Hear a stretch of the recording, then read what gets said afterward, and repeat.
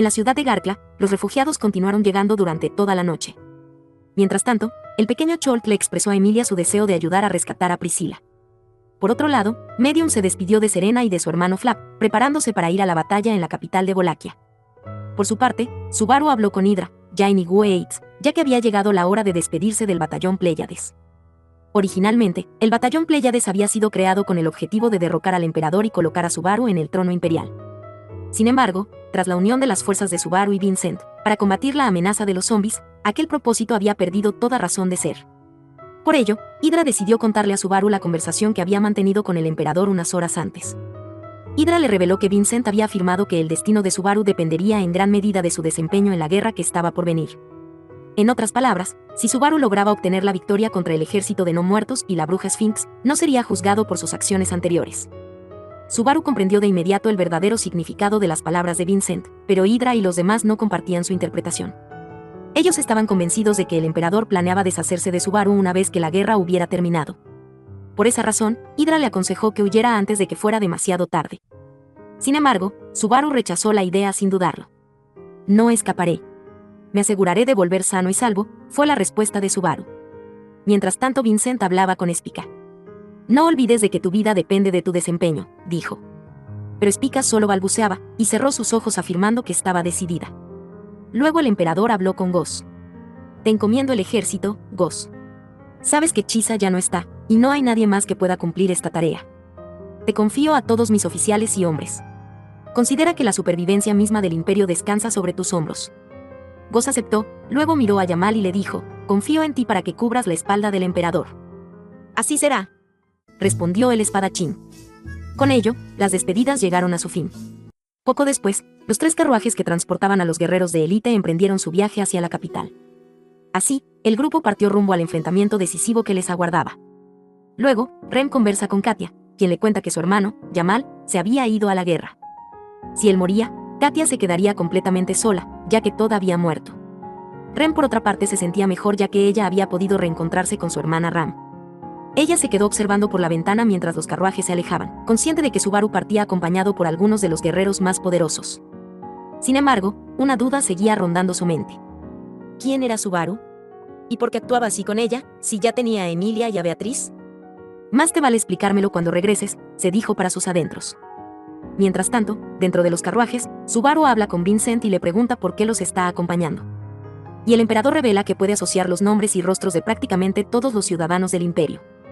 Esto es importante porque la autoridad de Spica necesita conocer el nombre de una persona para liberarla del control de los no muertos. En otras palabras, Abel es una pieza clave para identificar a las víctimas y permitir que Spica la salve.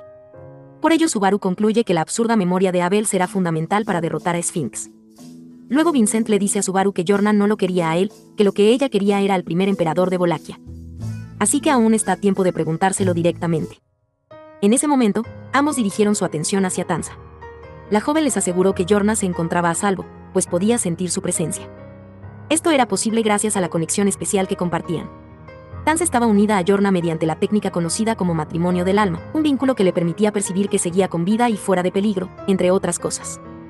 En ese momento Olbart apareció de la nada. Estaba haciendo uso de sus técnicas Shinobi para camuflarse, y por eso cuando apareció Subaru se llevó un gran susto. Luego Olbart les explicó la situación.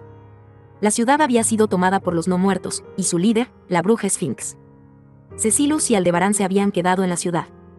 Recuerden que Al estaba buscando a Priscila, pero no pudo encontrarla ni siquiera en el castillo de la capital. Finalmente llegaron a un punto de control, donde los carruajes se detuvieron por unos minutos. Allí Subaru se acercó a Yamal y le dijo, escuché que dijiste que ibas a morir por el bien de Katia. No digas tonterías. Ustedes no valoran su propia vida. Si tú murieras, Katia estaría muy triste. Y Yamal le respondió, mira mocoso, eso no tiene importancia. Lo único que importa es que yo muestre mi utilidad al emperador, para que cuando muera, puedan darle la recompensa a mi hermana. Ya no tiene a Todd, y nadie más querrá aceptarla como esposa. Necesita ese dinero para poder seguir viviendo. Entonces dirigió la mirada hacia el emperador y continuó. Si muero, ella recibirá una compensación de por vida. Al final, soy más útil muerto que vivo. En ese momento Subaru se enojó. ¿Así que eso has decidido? Pues déjame decirte algo. Voy a arruinar ese plan tuyo. Te prometo que no morirás en esta batalla. En ese momento, Vincent soltó un suspiro, y el viejo vicioso soltó una risa burlona. Spica y Beatriz se pusieron en guardia, preparadas para entrar en combate en cualquier momento. Sin embargo, lejos de intentar algo, Jamal simplemente soltó un suspiro y negó con la cabeza. Sabes, eres un mocoso muy raro. Aquella fue toda su respuesta, como si hubiera renunciado a seguir discutiendo con Subaru. Mientras tanto, en la ciudad, Cecilus y Aldebarán se habían encontrado, mientras avanzaban por el campo de batalla. Cecilus poseía el poder suficiente para decidir quién vivía y quién moría en aquel lugar. Después de todo, él solo había acabado con cientos de no muertos. Entonces dirigió la mirada hacia su compañero, y con una sonrisa despreocupada, comentó: «Sabes, yo soy el protagonista de esta historia. Pero aún no he decidido cuál será tu papel en ella». En ese momento lo empujó del borde del tejado. Aldebarán logró sujetarse en el último instante, pero quedó colgando a más de 15 metros de altura. Para alguien como Cecilus, un guerrero con capacidades sobrehumanas, una caída desde esa altura no suponía ningún peligro. Sin embargo, si Aldebarán perdía el agarre, una caída libre de más de 15 metros probablemente lo convertiría en una mancha roja en el suelo. Además, el agua que cubría la calle era demasiado escasa para amortiguar el impacto. Si caía, el duro empedrado decidiría su destino en un instante. Cecilus observó la escena con una sonrisa antes de comentar: «Vaya, tienes buenos reflejos. Siento que tus reacciones son más rápidas que las de Goss». Cecilus había observado a Aldebarán y estaba intentando descifrar algo acerca de él. ¿Cuál era su secreto? En ese momento Aldebarán se soltó, y mientras descendía, apoyó un pie con todas sus fuerzas contra la pared, impulsándose en diagonal hacia el edificio de enfrente. El salto fue suficiente para atravesar una de las ventanas y entrar al edificio, escapando por los pelos de una caída que habría sido mortal.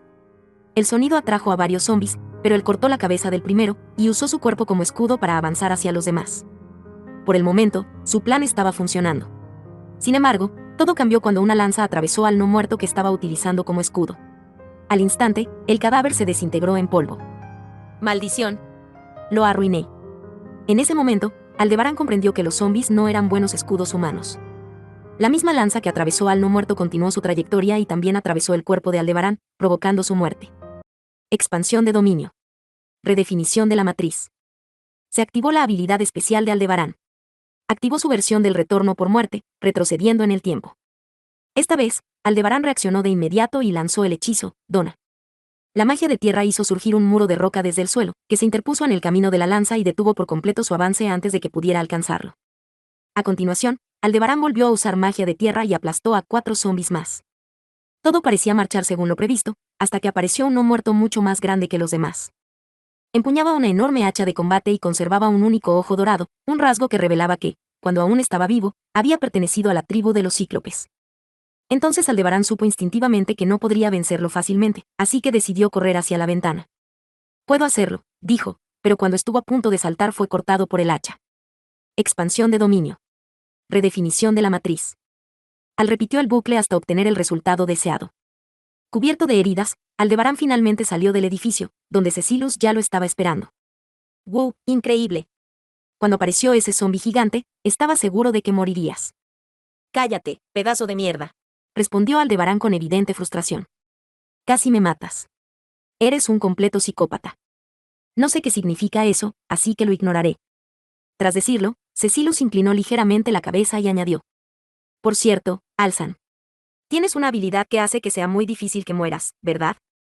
Agotado y cubierto de heridas, Aldebarán simplemente se recostó contra el muro que tenía a su espalda. No respondió, permaneció en silencio, intentando recuperar el aliento. Cecilus continuó hablando como si nada hubiera pasado. «¿Sabes? Ese tipo contra el que luchaste hace un momento era muy fuerte. Bueno, no tanto como yo. Pero alguien como Alzan perdería contra el 100 de cada 100 veces». Aldebarán respondió de inmediato: «Pero sigo vivo, ¿no?». Cecilus asintió con una sonrisa. «Sí.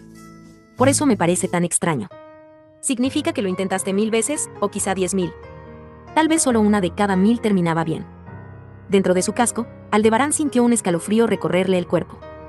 No entendía cómo, pero la absurda intuición de Cecilus se había acercado peligrosamente a la verdad sobre el funcionamiento de su autoridad. Entonces Aldebarán dedujo que tal vez era el verdadero Cecilus. Uno de los 4 seres más fuertes del mundo.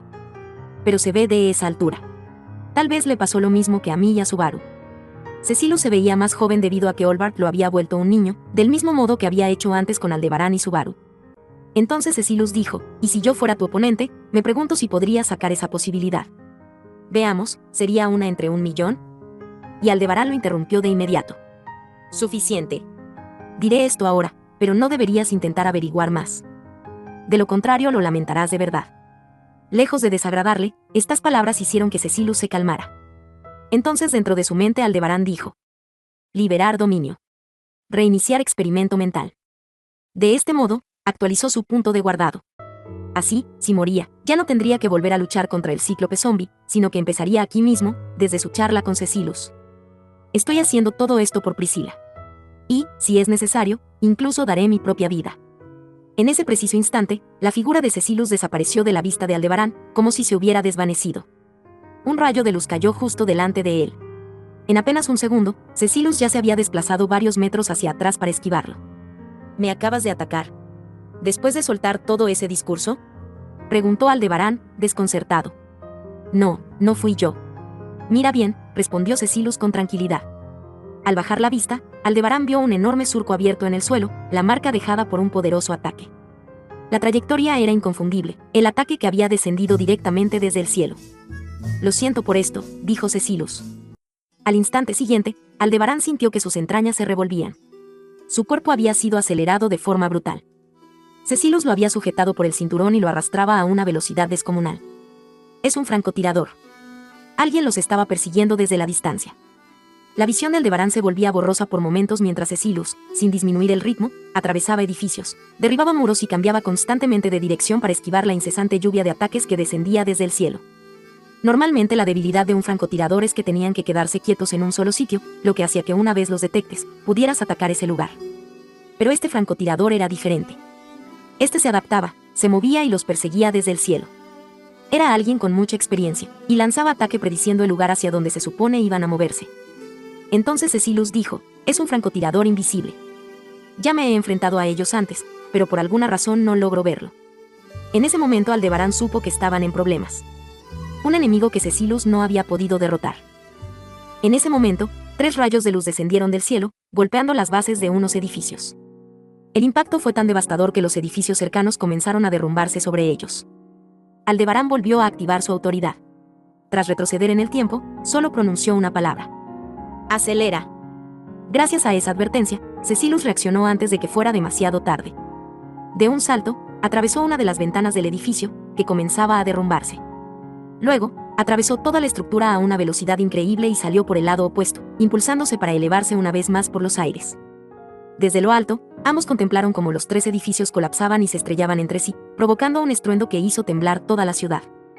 Aldebarán observó cómo habían sobrevivido, sin embargo, a Cecilus le faltaba una pierna. Normalmente la gente comenzaría a gritar por el dolor, pero en su lugar, Cecilus dijo: te encontré. Tras eso, usando su única pierna, se impulsó sobre Aldebarán y dio un gran salto, listo para acabar con su enemigo. ¡Maldición! Esto no funcionará. Vamos de nuevo. Aldebarán necesitaba que Cecilus estuviera en perfecto estado, por eso sacó su espada, y la usó sobre su propio cuello. Expansión de dominio, redefinición de la matriz. Vamos al edificio de la derecha. En ese instante Cecilus cambió de dirección. En bucles anteriores, Aldebarán se había dado cuenta de que el segundo edificio contenía piedras mágicas en una caja, por eso se veía una explosión tras el derrumbe de los edificios. Aprovechando la gran velocidad de Cecilus, tomaron la caja de piedras y saltaron a través del segundo edificio. Entonces, mientras aún estaban en el aire, Aldebarán lanzó la caja y, usando magia de tierra, la hizo explotar. Era solo una distracción. Tal como había previsto, un rayo de luz descendió de inmediato en dirección a la explosión. El ataque apenas rozó a Cecilus, cortando únicamente la cinta que sujetaba su cabello. Esta vez, gracias a la rápida idea de Aldebarán, Cecilus había logrado salir completamente ileso. Gracias al humo de la explosión, esta vez Cecilus pudo ver la trayectoria de la bala de luz, y con sus habilidades sobrehumanas logró esquivarla. No bajes la guardia. Tras decir eso, Aldebarán actualizó su punto de guardado. Cecilus estaba a punto de saltar hacia su enemigo, cuando de pronto una voz los interrumpió. Corte de nubes. Alguien lanzó un ataque que hizo que el francotirador retrocediera. 3 cortes recorrieron el aire cortando incluso las nubes cercanas. Viéndose superado en número, el francotirador huyó del campo de batalla. Quien había lanzado el ataque era Rowan Sekmun. Padre, así que has llegado, dijo Cecilus. Tras eso, él y Aldebarán aterrizaron en el techo del edificio donde estaba el padre de Cecilus. Y hasta aquí lo dejamos por hoy. Ya saben, si quieren adelantarse, en el comentario fijado del video les dejo el minuto exacto donde me quedé del en vivo. Nos vemos.